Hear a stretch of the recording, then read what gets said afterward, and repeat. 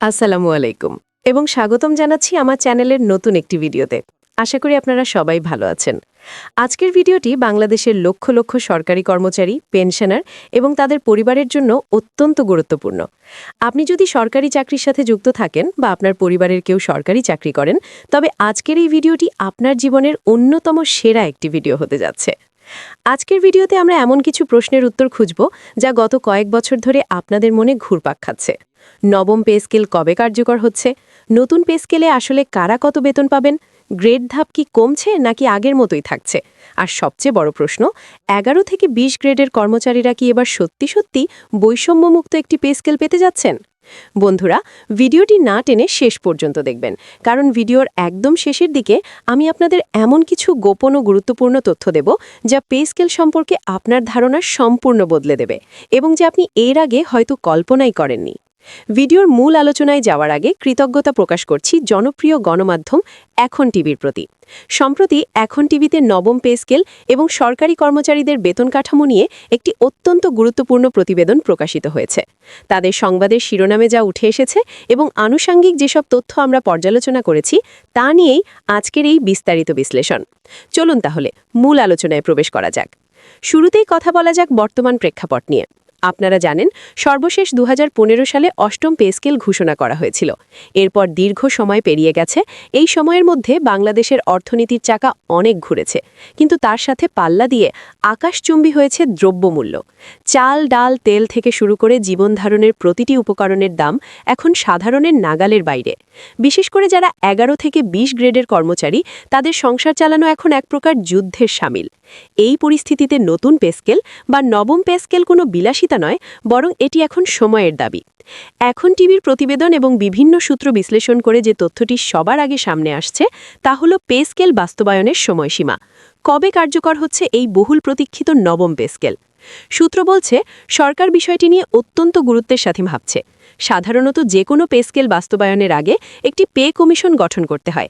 এই কমিশন বাজার দর, জীবনযাত্রার ব্যয় এবং সরকারের সক্ষমতা যাচাই করে একটি সুপারিশ পেশ করে।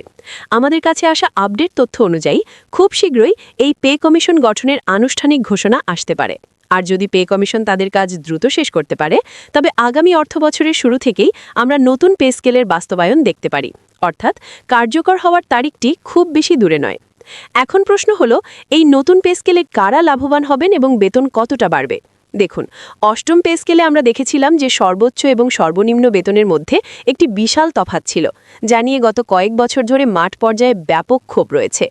এবার সেই ক্ষোভ প্রশমনে বড় ধরনের পরিবর্তন আসার ইঙ্গিত পাওয়া যাচ্ছে। বর্তমানে যেখানে সর্বনিম্ন মূল বেতন ৮,২৫০ টাকা, সেখানে প্রস্তাবিত বা দাবিকৃত নবম পে স্কেলে এই সর্বনিম্ন বেসিক বা মূল বেতন ২০,০০০ টাকা থেকে ২২,০০০ টাকা করার জোর দাবি রয়েছে। যদি এই দাবি মেনে নেওয়া হয় বা এর কাছাকাছি কোনো অঙ্ক নির্ধারণ করা হয়, তবে ১১ থেকে ২০ গ্রেডের কর্মচারীদের বেতন ১ লাফে দ্বিগুণেরও বেশি হয়ে যাবে। অর্থাৎ যারা এখন সব মিলিয়ে ১৫-১৬ হাজার টাকা বেতন পাচ্ছেন, নতুন স্কেলে তাদের বেতন ৩০ থেকে ৩৫,০০০ টাকার ঘরে পৌঁছতে পারে। এটি নিঃসন্দেহে নিম্ন আয়ের কর্মচারীদের জন্য একটি বিশাল সুখবর।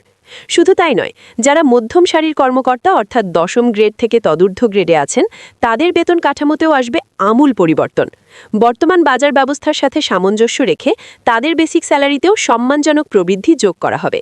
তবে এবারের পে স্কেলে সবচেয়ে বেশি ফোকাস করা হচ্ছে বৈষম্য কমানোর দিকে। এবার আসি গ্রেড ধাপ বা গ্রেড সংখ্যার বিষয়ে। এটি একটি অত্যন্ত টেকনিক্যাল এবং গুরুত্বপূর্ণ বিষয়। বর্তমানে আমাদের বেতন কাঠামোতে ২০টি গ্রেড রয়েছে, কিন্তু বিভিন্ন সংগঠন এবং বিশেষজ্ঞ মহল থেকে দাবি উঠেছে যে এই ২০টি গ্রেড রাখার কোনো যৌক্তিকতা নেই। এতে করে উপরের দিকের কর্মকর্তাদের সাথে নিচের দিকের কর্মচারীদের বেতনের আকাশ-পাতাল ব্যবধান তৈরি হয়। পর্যালোচনা করে দেখা যাচ্ছে নতুন পে স্কেলে এই গ্রেড সংখ্যা কমিয়ে আনার একটি জোরালো সম্ভাবনা রয়েছে। ২০টি গ্রেডের পরিবর্তে এটিকে ১০টি বা ১২টি গ্রেডে নামিয়ে আনার প্রস্তাবনা নিয়ে আলোচনা চলছে। যদি গ্রেড সংখ্যা কমানো হয়, তবে এর সুফল সরাসরি কর্মচারীরা পাবেন, কারণ তখন প্রমোশন বা পদোন্নতি হলে বেতনের যে জাম্প বা বৃদ্ধি সেটি অনেক বেশি হবে। ১০ ধাপে বেতন কাঠামো সাজালে একজন কর্মচারী তার কর্মজীবনে দ্রুত উপরের ধাপে পৌঁছতে পারবেন এবং অবসরের সময় একটি সম্মানজনক পেনশন নিয়ে বাড়ি ফিরতে পারবেন। এখন আসছি ভিডিওর অন্যতম স্পর্শকাতী বিষয়। ১১ থেকে ২০ গ্রেডভুক্ত কর্মচারীরা কি এবার বৈষম্যমুক্ত পে স্কেল পাবেন?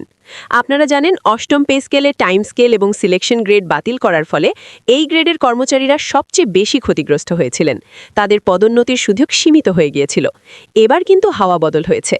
বিভিন্ন কর্মচারী সংগঠনের দাবি এবং সরকারের উচ্চ পর্যায়ের মনোভাব দেখে মনে হচ্ছে এবার 11-20 গ্রেডের কর্মচারীদের দুঃখ ঘুচতে যাচ্ছে। তাদের মূল দাবি হল সর্বোচ্চ এবং নিম্ন বেতনের অনুপাত 1:5 হতে হবে, যা বর্তমানে 1:10 মতো। অর্থাৎ সর্বোচ্চ কর্মকর্তার বেতন যদি 1 লাখ টাকা হয়, তবে সর্বনিম্ন কর্মচারীর বেতন হতে হবে অন্তত 20,000 টাকা। এই অনুপাতটি বাস্তবায়ন করার জন্য সরকার আন্তরিক। এছাড়া টাইম স্কেল এবং সিলেকশন গ্রেড, যা তাদের দীর্ঘদিনের অধিকার ছিল, সেটি হয়তো ভিন্ন কোনো নামে বা ভিন্ন কোনো পদ্ধতিতে ফিরিয়ে আনা হতে পারে। এটি করা হলে একজন কর্মচারী একই পদে দীর্ঘদিন আটকে যাবেন না। নির্দিষ্ট সময় পরপর তার বেতন এবং পদমর্যাদা বৃদ্ধি পাবে। এছাড়াও পেনশনারদের জন্য রয়েছে সুখবর। যারা সারা জীবন সরকারের সেবা করে এখন অবসরে আছেন, দ্রব্যমূল্যের কষাঘাতে তাদের জীবনও ওষ্ঠঘাত। নতুন পে স্কেলে পেনশনারদের মেডিকেল ভাতা, উৎসব ভাতা এবং মাসিক পেনশনের পরিমাণে বড় ধরনের উল্লঙ্ঘন হওয়ার সম্ভাবনা রয়েছে। বিশেষ করে মেডিকেল ভাতা, যা বর্তমানে নামমাত্র, সেটি বাড়িয়ে একটি বাস্তবসম্মত পর্যায়ে নিয়ে যাওয়ার পরিকল্পনা রয়েছে। 65 বছরের ঊর্ধ্বে পেনশনারদের জন্য অতিরিক্ত সুযোগ সুবিধার ব্যবস্থাও এই পে স্কেলে অন্তর্ভুক্ত থাকার সম্ভাবনা প্রবল। আরেকটি বিষয় যা উল্লেখ না করলেই নয়, তা হল বাড়ি ভাড়া এবং অন্যান্য ভাতা। বর্তমানে বেসিকের শতাংশ হিসেবে বাড়ি ভাড়া দেওয়া হয়, কিন্তু ঢাকা শহরের বাড়ি ভাড়া আর মফস্বলের বাড়ি ভাড়ার মধ্যে পার্থক্য থাকলেও শতাংশের হিসেবে অনেকে ক্ষতিগ্রস্ত হন। বিশেষ করে যাদের বেসিক কম, তাদের বাড়ি ভাড়ার টাকায় বাসা পাওয়া অসম্ভব হয়ে যায়। নতুন পে স্কেলে এরিয়া ভিত্তিক বা অঞ্চল ভিত্তিক ফিক্সড বাড়ি ভাড়া অথবা বাড়ি ভাড়ার শতাংশ বৃদ্ধি করার বিষয়টিও আলোচনায় আছে। এর সাথে শিক্ষা সহায়তা ভাতা, টিফিন ভাতা এবং যাতায়াত ভাতাও বর্তমান বাজারের সাথে সামঞ্জস্য রেখে পুনর্নির্ধারণ করা হবে। বন্ধুরা, আপনারা হয়তো ভাবছেন সরকার এত টাকা কোথা থেকে দেবে। আসলে বিষয়টি টাকার অভাব নয়, বিষয়টি হলো সুষম বণ্টনের।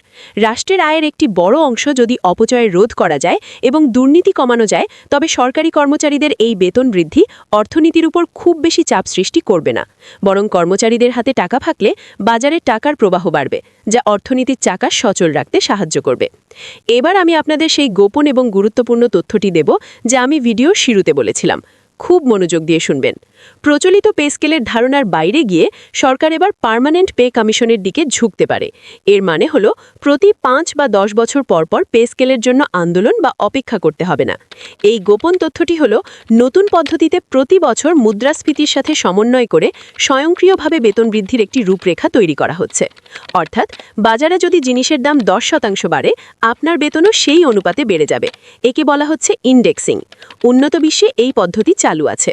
যদি নবম পে স্কেলে এই পদ্ধতি বা এর কোনো একটি অংশও চালু করা হয়, তবে এটি বাংলাদেশের ইতিহাসে সরকারি কর্মচারীদের জন্য সবচেয়ে বড় ব্রেকথ্রু হবে। তখন আর পে স্কেলের জন্য রাজপথে নামতে হবে না, ফাইলের পর ফাইল চালাচালি করতে হবে না। সিস্টেম অটোমেটিক আপনার বেতন বাড়িয়ে দেবে। এছাড়াও আরেকটি গোপন খবর হলো 11 থেকে 20 গ্রেডের কর্মচারীদের জন্য একটি স্পেশাল স্কিম বা বিশেষ প্যাকেজ ঘোষণা হতে পারে, যেখানে তাদের সন্তানদের উচ্চশিক্ষার জন্য বিনা সুদে ঋণ এবং গৃহঋণের শর্ত অনেক সহজ করা হবে। এটি তাদের জীবনযাত্রার উন্নয়নে সরাসরি ভূমিকা রাখবে। সুতরাং বন্ধুরা, সামগ্রিক পর্যালোচনায় আমরা বলতে পারি, নবম পে স্কেল শুধু বেতনের অঙ্ক পরিবর্তনের দলিল নয়, এটি হতে যাচ্ছে বৈষম্য দূরীকরণের এবং কর্মচারীদের মুখে হাসি ফোটানোর একটি মাইল ফলক। এখন টিভি তাদের নিউজে যে ইঙ্গিত দিয়েছে এবং আমরা যে তথ্যগুলো বিশ্লেষণ করলাম, তাতে স্পষ্ট যে সুদিন আসছে। তবে এর জন্য আমাদের একটু ধৈর্য ধরতে হবে এবং চোখ রাখতে হবে সরকারি ঘোষণার দিকে। আপনারা যারা এতক্ষণ ধরে ভিডিওটি দেখলেন, তাদের কাছে আমার একটি প্রশ্ন: আপনারা কি মনে করেন সর্বনিম্ন বেতন 20,000 টাকা করলে তা বর্তমান বাজারের জন্য যথেষ্ট হবে, নাকি এর পরিমাণ আরও বাড়ানো উচিত? আপনাদের মূল্যবান মতামত নিচে কমেন্ট করে অবশ্যই জানাবেন। আপনাদের প্রতিটি কমেন্ট আমাদের এবং কর্তৃপক্ষের কাছে অত্যন্ত গুরুত্বপূর্ণ। ভিডিওটি ভালো লাগলে লাইক দিন এবং আপনার সহকর্মী এবং বন্ধুদের সাথে শেয়ার করুন, যাতে তারাও এই গুরুত্বপূর্ণ তথ্যগুলো জানতে পারে। আর হ্যাঁ, পে স্কেলের পরবর্তী যে কোনো ব্রেকিং নিউজ বা আপডেট সবার আগে পেতে আমাদের চ্যানেলটি সাবস্ক্রাইব করে বেল আইকনটি বাজিয়ে রাখতে ভুলবেন না। আমরা সব সময় সত্য এবং সঠিক তথ্য দিয়ে আপনাদের পাশে আছি। আজকের মতো এখানেই বিদায় নিচ্ছি। দেখা হবে পরবর্তী ভিডিওতে নতুন কোনো আপডেট নিয়ে। ততক্ষণ পর্যন্ত সবাই ভালো থাকুন, সুস্থ থাকুন এবং নিরাপদে থাকুন। আল্লাহ হাফেজ।